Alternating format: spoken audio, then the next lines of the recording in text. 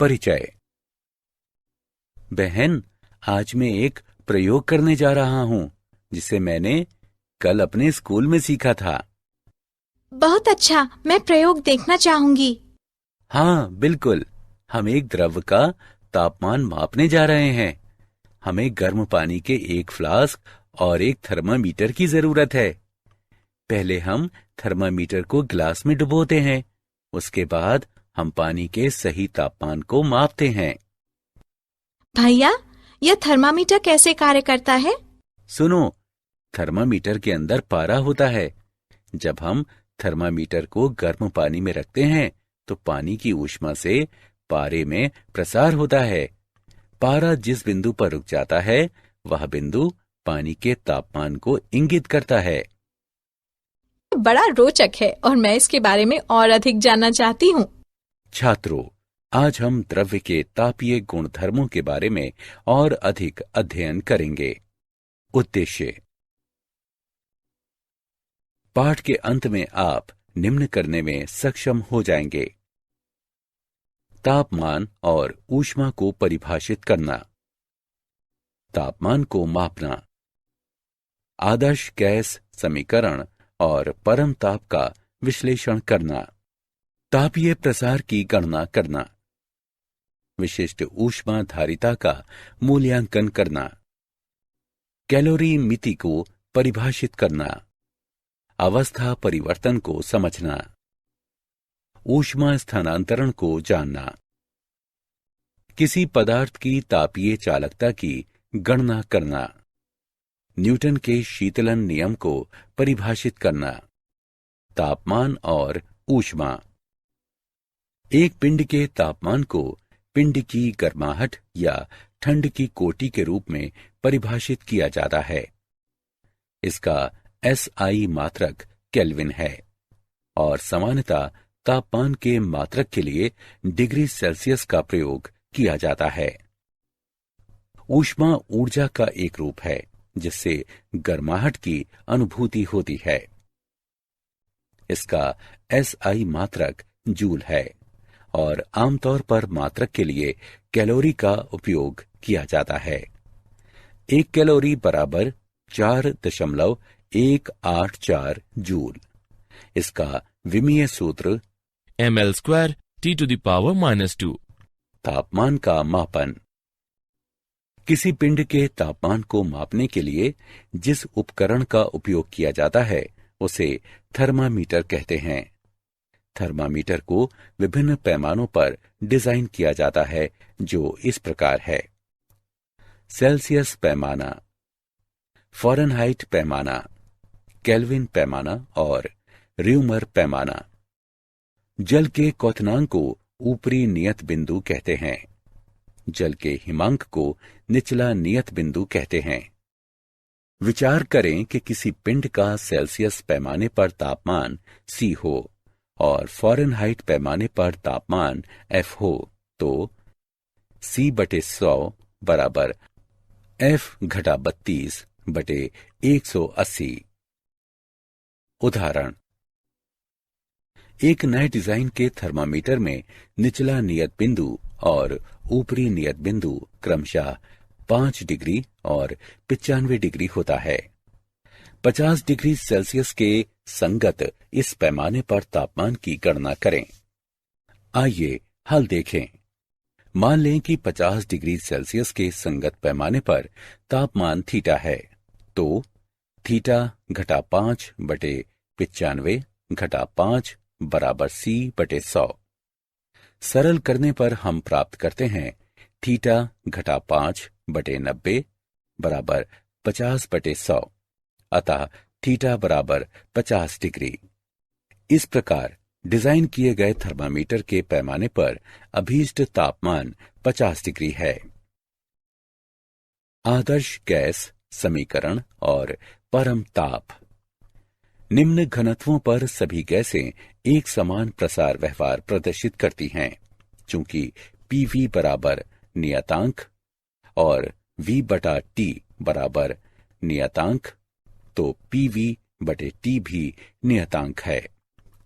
इस संबंध को आदर्श गैस नियम के नाम से जाना जाता है। आदर्श गैस समीकरण को इस प्रकार भी लिखा जा सकता है, पीवी बराबर म्यू आर टी, जहां म्यू बराबर गैस के एक नमूने में मोलों की संख्या और आर बराबर सार्वत्रिक गैस नियतांक। नियतांक आयतन गैस थर्मामीटर में तापमान दाब के पदों में पढ़ा जाता है। परम ताप वह तापमान जिस पर कंपन को छोड़कर समस्त आणविक गतिविधि रुक जाती है, परम ताप कहते हैं। यह अत्यधिक निम्न तापमानों पर गैसों के व्यवहार से गणनाओं और प्रेक्षणों द्वारा प्राप्त एक सैद्धांतिक मान है। परम ताप को घटा 273 डिग्री सेल्सियस के बराबर माना जाता है। तापीय प्रसार। तापीय प्रसार को एक ऐसी प्रक्रिया के रूप में परिभाषित किया जाता है जिसमें कोई पदार्थ गर्म करने पर फैलता है। तापीय प्रसार के निम्न प्रकार हैं। रेखीय प्रसार। प्रसार के इस प्रकार में पदार्थ केवल एक ही दिशा में फैलता है, अर्थात लंबाई में। क्षेत्रीय प्रसार। प्रसार के इस प्रकार में पदार्थ दो दिशाओं में फैलता है, अर्थात लंबाई और चौड़ाई में। आयतन प्रसार। प्रसार के इस प्रकार में पदार्थ तीन दिशाओं में फैलता है, अर्थात लंबाई, चौड़ाई और ऊंचाई में। रेखीय प्रसार। मान लें कि L लंबाई की एक छड़ है जिसे डेल्टा T तापमान से गर्म किया जाता है, और मान लें कि इसकी लंबाई L हो जाती है। लंबाई में परिवर्तन मूल लंबाई और तापमान में परिवर्तन के अनुक्रमानुपाती होता है। इससे प्राप्त होता है L घटा L अनुक्रमानुपाती L डेल्टा T, या L घटा L बराबर alpha L delta T। Alpha का मान बराबर L घटा L डेल्टा T, जहां अल्फा बराबर रेखीय प्रसार गुणांक है। किसी छड़ की सामग्री के रेखीय प्रसार गुणांक को प्रति इकाई इसके तापमान में वृद्धि या परिवर्तन प्रति इकाई मूल लंबाई इसकी लंबाई में परिवर्तन के रूप में परिभाषित किया जाता है। क्षेत्रीय प्रसार। तापमान T1 पर मूल पृष्ठ क्षेत्रफल A वाले एक समतल पर विचार करें।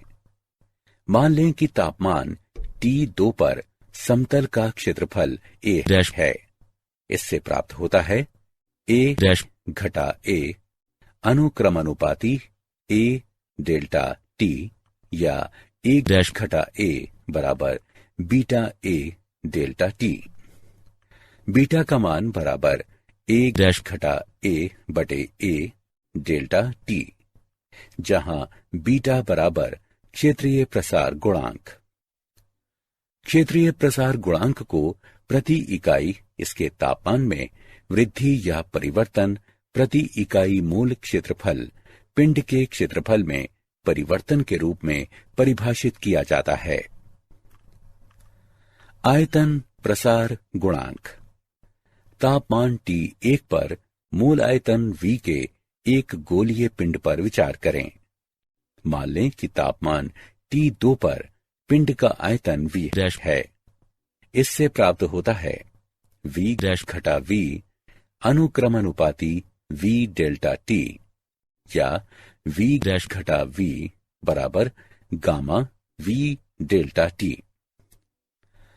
गामा का मान बराबर V घटा V बटे V डेल्टा T, जहां गामा बराबर आयतन प्रसार गुणांक। आयतन प्रसार गुणांक को इसके तापमान में प्रति डिग्री वृद्धि या परिवर्तन प्रति इकाई मूल आयतन पिंड के आयतन में परिवर्तन के रूप में परिभाषित किया जाता है। विशिष्ट ऊष्माधारिता। किसी पदार्थ की विशिष्ट ऊष्मा को इसके इकाई द्रव्यमान के तापमान को 1 डिग्री सेल्सियस बढ़ाने के लिए आवश्यक ऊष्मा की मात्रा के रूप में परिभाषित किया जाता है। इसे C से निरूपित करते हैं। इसका SI मात्रक जूल प्रति किलोग्राम प्रति केल्विन है। इसका विमीय सूत्र m to the power 0 L square T to the power -2 K to the power -1। m द्रव्यमान वाले किसी पदार्थ के तापमान को डेल्टा T तक बढ़ाने के लिए इसे दी गई ऊष्मा की मात्रा है H बराबर mc डेल्टा T, जहां H बराबर आवश्यक ऊष्मा की मात्रा और C बराबर पिंड की विशिष्ट ऊष्मा। कैलोरीमिति ये वो विधि है जिसमें किसी पिंड द्वारा अवशोषित या मुक्त की गई ऊष्मा की मात्रा को मापा जाता है, उसे कैलोरीमिति कहते हैं। ऊष्मा की हानि या अर्जित की गई ऊष्मा बराबर ms थीटा, जहां m बराबर द्रव्यमान, s बराबर सामग्री की विशिष्ट ऊष्मा और थीटा बराबर तापमान में परिवर्तन। कैलोरीमिति ऊर्जा संरक्षण के सिद्धांत पर आधारित है। इसके अनुसार गर्म पिंडों द्वारा मुक्त की गई ऊष्मा ठंडे पिंडों द्वारा अर्जित की गई ऊष्मा के बराबर होती है। कैलोरीमिति के लिए आवश्यक है कैलोरीमीटर से ऊष्मा बाहर न जाने पाए, लिए गए विभिन्न पदार्थों के मध्य कोई रासायनिक अभिक्रिया न हो। अवस्था परिवर्तन। द्रव्य सामान्यतः 3 अवस्थाओं में पाया जाता है, ठोस, द्रव और गैस। इन अवस्थाओं में से एक से दूसरे में रूपांतरण अवस्था परिवर्तन कहलाता है। पिघलना। ठोस से द्रव में अवस्था परिवर्तन। गलनांक वह बिंदु जिस पर किसी नियत ताप पर कोई ठोस और इसकी द्रव अवस्था समया अवस्था में हो। वाष्पीकरण। द्रव से वाष्प में परिवर्तन। क्वथनांक वह तापमान जिस पर पदार्थ की द्रव और वाष्प अवस्थाएं साथ साथ होती हैं। विलय। द्रव से ठोस में अवस्था परिवर्तन। पुनर्हिमायन। दाब के अंतर्गत क्रमिक रूप से पिघलना और बर्फ के 2 खंडों से दाब को हटाने पर जमना। ऊर्ध्वपातन। बिना मध्यस्थ द्रव अवस्था से गुजरे ठोस अवस्था से सीधे गैस अवस्था में रूपांतरण की प्रक्रिया। गुप्त ऊष्मा। अवस्था परिवर्तन के दौरान किसी पदार्थ द्वारा अवशोषित या मुक्त की गई ऊष्मा की मात्रा, जैसे कि नियत तापमान एवं दाब पर बर्फ का जल में बदलना। ऊष्मा स्थानांतरण। ऊष्मा 3 तरह से संचरित हो सकती है, चालन द्वारा, संवहन द्वारा, विकिरण द्वारा। चालन किसी ठोस पदार्थ के एक सिरे से दूसरे सिरे तक घटक कणों की वास्तविक गति के बिना ऊष्मा स्थानांतरण। संवहन घटक कणों की वास्तविक गति से ऊष्मा उच्च तापमान वाले क्षेत्र से निम्न तापमान वाले क्षेत्र की ओर स्थानांतरित होती है। विकिरण ऊष्मा उच्च तापमान वाले एक पिंड से निम्न तापमान वाले एक दूसरे पिंड तक उनके बीच किसी प्रत्यक्ष संपर्क के बिना स्थानांतरित होती है। किसी पदार्थ की तापीय चालकता किसी ठोस के उच्च तापमान से निम्न तापमान की ओर स्थानांतरित ऊष्मा की मात्रा इसके पृष्ठों के अनुप्रस्थ क्षेत्रफल, दोनों पृष्ठों के मध्य तापांतर, समय के अनुक्रमानुपाती और दोनों पृष्ठों के मध्य की दूरी के व्युत्क्रमानुपाती क्रमानुपाती होती है। इससे प्राप्त होता है Q बराबर KA T1 घटा T2 T बटे D, जहां K एक समानुपाती नियतांक है और इसे पदार्थ की सामग्री का तापीय चालकता गुणांक कहते हैं। किसी पदार्थ के तापीय चालकता गुणांक को एकांक समय में उस पदार्थ के एकांक घन के एक पृष्ठ से इसके विपरीत पृष्ठ की ओर स्थानांतरित ऊष्मा की मात्रा के रूप में परिभाषित किया जा सकता है जब इन दोनों पृष्ठों का तापांतर एकांक हो। उदाहरण, आइए तापीय चालकता का एक उदाहरण लेते हैं। बराबर लंबाई की दो छड़ें A और B हैं। प्रत्येक छड़ के सिरों का तापमान T1 और T2 है। क्या शर्त है कि छड़ों A और B से ऊष्मा के प्रवाह की दरें बराबर हो जाएं? आइए हल देखें। दिया है L1 बराबर L2। क्योंकि छड़ों से ऊष्मा के प्रवाह की दरें बराबर हैं, इसलिए डेल्टा Q1 बटे डेल्टा T बराबर डेल्टा Q2 बटे डेल्टा T। व्यंजक को हल करने पर हमें प्राप्त होता है A1 बटे A2 बराबर L1 बटे L2 गुणा K2 बटे K1। अतः A1 बटे A2 बराबर K2 बटे K1। इस प्रकार दोनों छड़ों का अनुप्रस्थीय क्षेत्रफल उनकी तापीय चालकताओं के व्युत्क्रमानुपाती होना चाहिए। न्यूटन का शीतलन नियम।